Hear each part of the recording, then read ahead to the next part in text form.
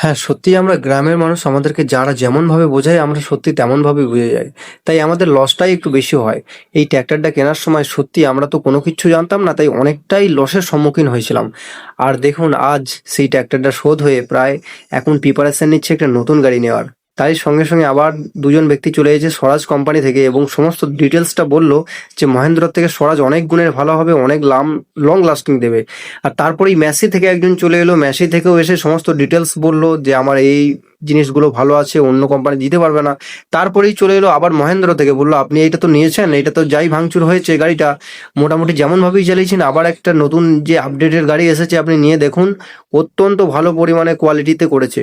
তাই আমার নিজস্ব ব্যক্তিগত মতামত থেকে এটাই বলবো, যারা যখনই গাড়ি নেবেন ট্র্যাক্টরটা নেওয়া অত্যন্ত রিস্কের ব্যাপার এবং এগুবেচু ভেবেই নেওয়া উচিত। এবং যখন দেখবেন আপনার শোধ হয়ে গেছে তখন অবশ্যই ভালো লাগবে, কিন্তু প্রথমে কিস্তিগুলো টানতে সত্যি অনেকটা কষ্ট হবে। তাই এগুবেচু ভেবে সকলের সঙ্গে আলোচনা করে তারপর নেবেন, এটাই আমার কর্তব্য। এবং যারা সেলসম্যান তারা সব বোঝাবেই যে এখনই নিয়ে নিন, এখনই নিয়ে নিন। দেখুন কিভাবে ব্রেন ওয়াশ করে বা কিভাবে বোঝায়। যদিও তাদেরকে আমি ছোট করছি না, প্রত্যেকটা সেলসম্যানদের একই কথা এবং সমস্ত কোম্পানি এসেছে, সমস্ত কোম্পানি কিন্তু একই রকম বলেছে। আমি এই ভিডিওর মাধ্যমে আপনাদের কাছে তুলে ধরছি, যদিও কাউকে ছোট করিনি, কিন্তু নিজের অভিজ্ঞতা থেকে বলছি, অবশ্যই ভেবেচিন্তে দেখে তারপর নেবেন গাড়ি। একটা জিনিস দেখুন, যারা একটা গাড়ির মালিক তারা রিপিট বায়ার তো, মানে একটা থেকে আরেকটা কিনছে, কেন কিনছে? লাভের মুখ দেখার জন্য। তাহলে যদি ওইটা যদি ট্র্যাক্টরটা যদি পুরোটা ধরুন লসে রান করতো তাহলে কিন্তু তোমার গাড়ি কিনতো। আজকে ডেটে দেখবে যখন তোমাদের বাবাদের বয়স তোমার মতন, তখন একটা গ্রামে একটা গাড়ি থাকতো, বুঝলে?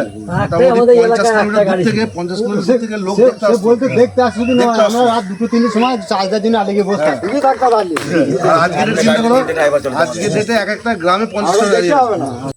চেষ্টা করুন যে 31শে মে গাড়িটা নেওয়ার।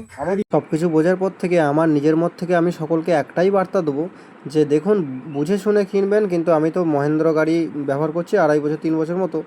তা মহেন্দ্র গাড়ি তেল সার্ভিস খুবই ভালো, কিন্তু ভাঙচুর অনেকটাই আছে, অনেকটাই বেশি, আমার নিজের মত থেকে বলছি। আর আপনাদের কি মতামত অবশ্যই জানাবেন যে কোন গাড়ি নিলে ভালো হয়, অবশ্যই কমেন্টে জানিয়ে যাবেন। ধন্যবাদ।